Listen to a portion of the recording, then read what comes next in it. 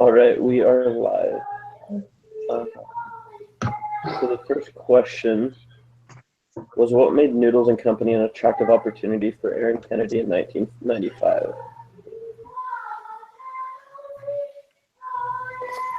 I think because it was something different that hadn't been around yet, the whole fresh food fast now, or, like more of a meal available other than just McDonald's was a new concept back then.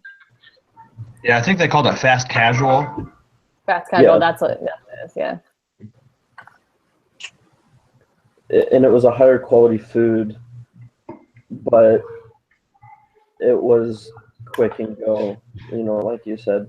I think that's what's nice about it, is that it did end up becoming a high quality food. So it became, not necessarily a 5-star restaurant, but it became something that you could go in and personally order, get something better than you would almost anywhere else. But they did it so quick that you were in and out. Yeah, which is always so nice. And I think the other thing is, I think it was in a segment that was growing pretty fast. And so they were tapping into a fast growing segment, the quote unquote fast casual. So it wasn't like they were just like, oh, we're going to do pizzas. It wasn't just another restaurant company. It was like, it was in a good segment of restaurants, a growing segment, if that makes sense. Yeah, no, that makes sense. And wasn't it, remind me if I'm wrong on this one, but wasn't Noodles and Company, isn't that where he was like in New York or something, and maybe it's the wrong case study, but he's in New York and he loved the idea of the place that he went, that it had Mediterranean, different types of noodle dishes from different ethnics of life, that he then became, he was like, oh, this is a great idea, how can I improve this or make it better?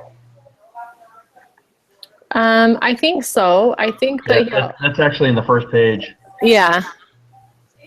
Okay. The other thing is that they pretty much took the fast food idea, since it's gonna be somehow a fast food, but we were targeting a different target, the ones that do not go to fast food because the quality of the meal. So what I did really like was like how they took all the convenience things from the fast food chains and apply it to their quality standards. Yeah, so my dad's in the restaurant business, and I asked him about Noodles and Company, and he was just saying, also, you don't see a lot of Italian restaurant fast food chains in general. And so he said that, as someone in the restaurant industry, that's something very interesting for him to invest in, because there's how many burger chains, how many Mexican food chains, but there's one or two off the top of my head, one or two fast food Italian noodle type places that you can go. So it just kind of sets it apart within the industry. And I've never eaten at one before, but is it Italian? From what I was reading, my thought was, I'm just like looking at the first page. It says featuring freshly prepared noodle cuisine that drew on a variety of cultural influences from around the world, including Asian, Mediterranean, and American. But I don't know if your dad's in the industry and he knows that it's Italian, then. Yeah, they just so my dad owns and operates a franchise of Wendy's, and he was saying that when they go into their meetings with the international headquarters of Wendy's and they talk about other fast food chains, even though it's not necessarily like spaghetti and meatballs, they consider it Italian food just because of the whole noodle aspect of it. Gotcha. Interesting. But so in the restaurant industry, they do consider it that type. But yeah, they do serve Asian foods and different things like that. I've been to it, and they also serve sandwiches too. So it's not just noodles and stuff. Yeah. So Jorge sent on the chat pulled out a text quote from the reading where it says it's also healthful, quick, tasty, and full of exotic and strong flavors. And that in most parts of the country, and this is something I forgot that we read too, that noodles were a comfort and a street food. And so it was a different kind of cuisine, even though it's always out there, but it's something different and quick, like we've said. Yeah. Yeah, that's cool. Sweet. Next. So what caused the company's early struggles, and why do you think this happened? Well, there's always struggle with growth. If I'm remembering it correctly, the culture, they were having a hard time keeping the culture up in many different locations. Yeah, I think he was just spreading himself too thin as they grew. You know, I think if he could duplicate himself with someone he trusted, I think it would have gone a little bit better. And I think they had problems with their menu at the beginning, right? Like the food wasn't as up to the standard that they wanted to be represented with. So they had to tweak the menu and get different chefs and stuff. Yeah. Well, and even in the first 3 months, of setting the first one up, it said that, we didn't pay attention to our finances. So, I mean, in the beginning, I don't want to say they screwed themselves over, but they screwed themselves over to the point that they didn't pay attention to where their money was going and that they lost revenue, actually, in the first quarter that they were ever opened. And they didn't realize it until, the fourth month of the startup, like, oh, hey, we should pay closer attention to this. Yeah. Keep things in order. They just kind of went and spent and did this without realizing the effects that it was going to have, it seems like. Yeah. I think that was one of their main problems. The fact that, they lost 18,000 in their first month and 12,000 in between the next 2 months. And yet they didn't realize that until month 4. Exactly. So, I mean, if you're running a business and you think you're in the clear until, 6 months down the road when you realize, oh, well, we actually really lost money all those months, then that affects your decision making because all along you thought you were making profits.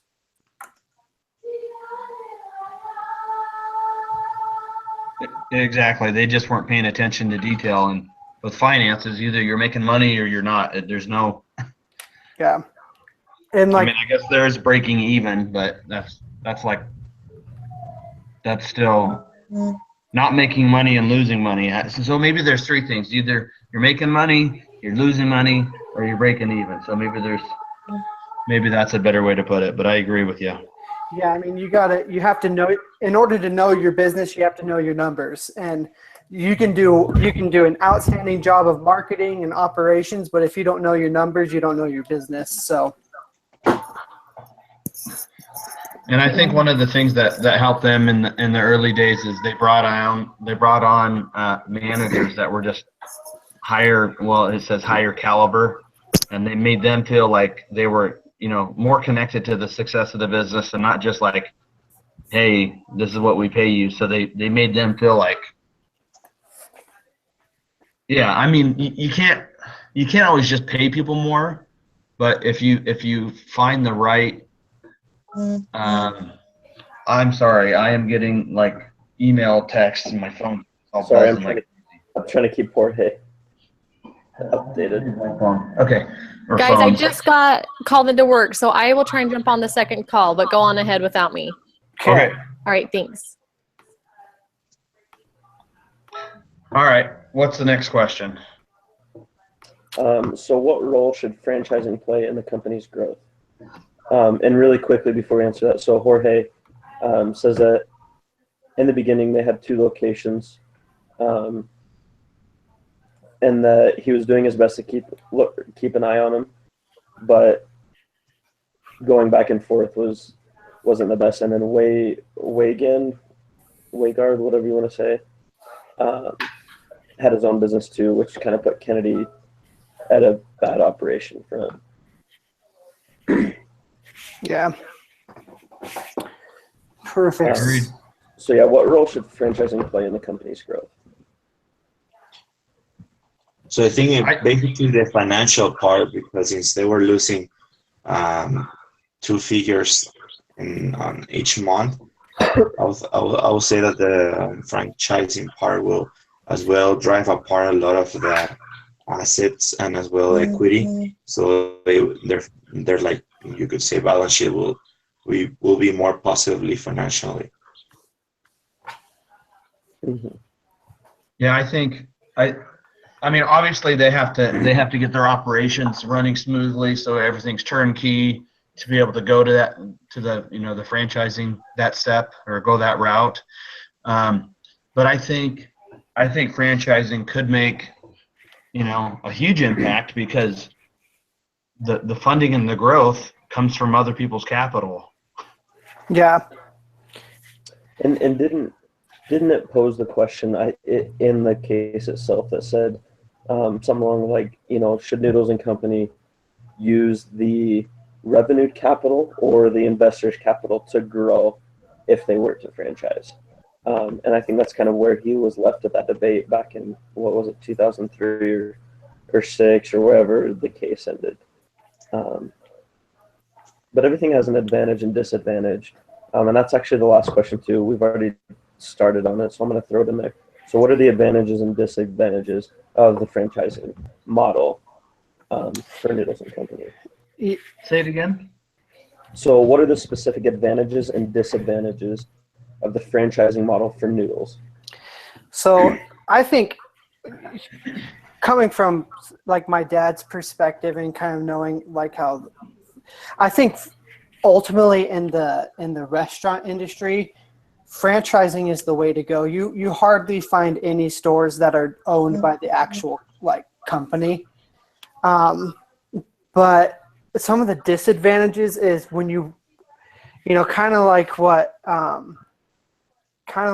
Ryan was saying, is that you have to get everything right in your first couple stores in order to show your franchisee members, okay, this is our standard, this is what our stores look like, this is what our food is. And so from an organizational standpoint, it can get, the more franchisees you have, the more possibility of them doing it differently than the actual model. And so then you could run into problems there. And another disadvantage for that is. Go ahead.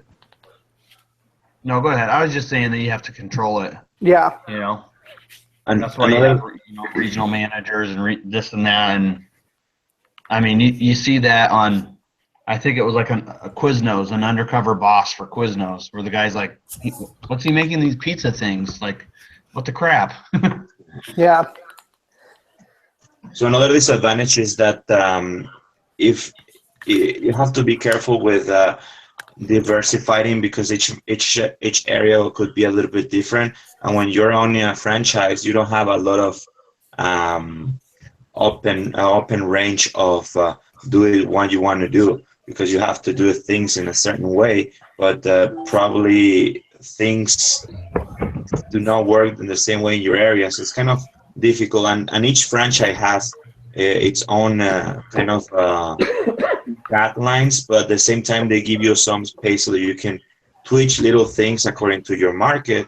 But at the end of the day, it's the things that you can change to good are very small, because you have to be set up to the way they want.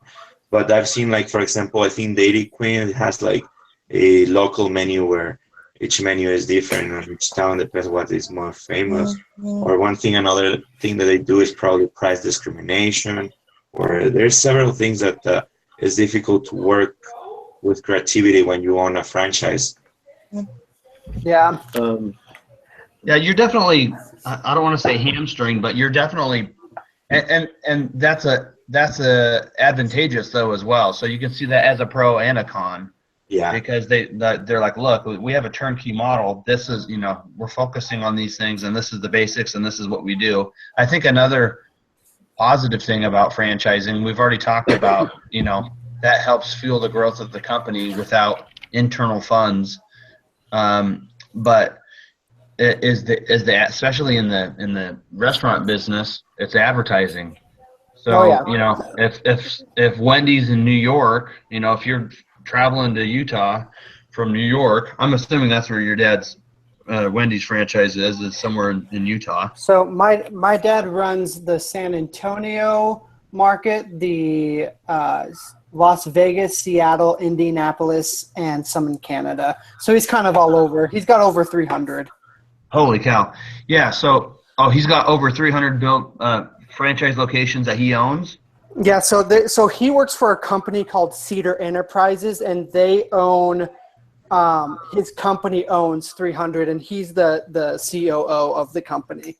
Gotcha. So, Okay. Yeah.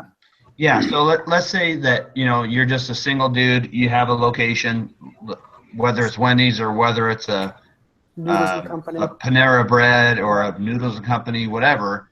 Once you get to that, I mean, obviously the franchise makes money off of you making money, but a portion of that goes to advertising. So, your advertising costs, if somebody is eating at Noodles and Company and they live in New York, but they're traveling to Utah and they're like, hey, I like the Noodles and Company. For me, it's Subway. Wherever I travel for work, I'm like, hey, I want a Subway sandwich, and I want the same one that I always get because I'm a creature of habit. Mm-hmm. Well, all that marketing, all those marketing dollars in Idaho are actually helping, the franchisees down here in California or Utah when I'm traveling.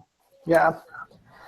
Yeah, I definitely, and one of the things that my dad was telling me is that every company, they have a franchising contract, and it's basically, if they're giving you permission to use their brand, they have permission to, if you're not doing it correctly, to relinquish that right for you to use their brand name, because they don't want it to affect the whole.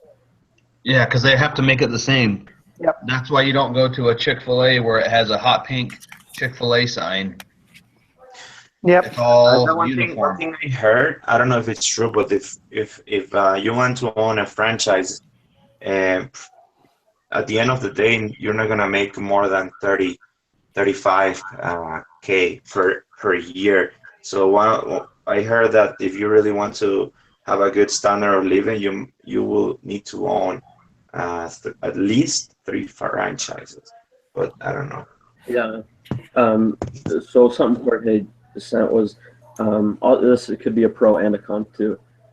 Is that when you're operating that franchise, or if you go franchise wide, not only are you losing the personal revenue for yourself, you're also then you have to employ more of a workforce as well as pay more of a workforce. So it's kind of a win-win in certain ways, or a lose-lose depending on how the franchise is going. But then that also calls for, okay, you have to watch this, this, and this. You have to do this, this, and this now. More. Yeah, but I mean, if you also look at it though, is that I could start up a hamburger chain myself and pull in more money myself. But if I decided, okay, I want to open up a Wendy's store and become a franchise of Wendy's, you're all automatically gaining access to their market share because people know Wendy's. People don't know my business, my burger business, but people would know Wendy's. So you would automatically have just that power of the brand name behind you. That's true too. Perfect. Any other comments? Well, Hector, what was that last thing you said? I had a comment, but now I can't remember it. Oh yeah, that if you own a franchise, you're really not making money. Oh yeah. Just one. But if you own 3, that's like a very good thing. So were you saying that specifically for Noodles and Company or just in general? No, for Noodles and Company. Oh, okay. Well, yeah, I'm not sure about that. Did you read that in the case study? No, I was just like researching on the internet about the franchising. Yeah, maybe and that could totally be true. I mean, I looked into Panera Bread just for a friend of mine. We were talking like, oh, Panera Bread's so great, and we would have it in Seattle, and we never had one in northern Idaho, and it was like $1 million, but you have to, so they have these master franchising agreements. So you have to, not only do you have to do one, but they're like, yeah, you have to do all these other locations. Yeah. So there's probably some truth in that.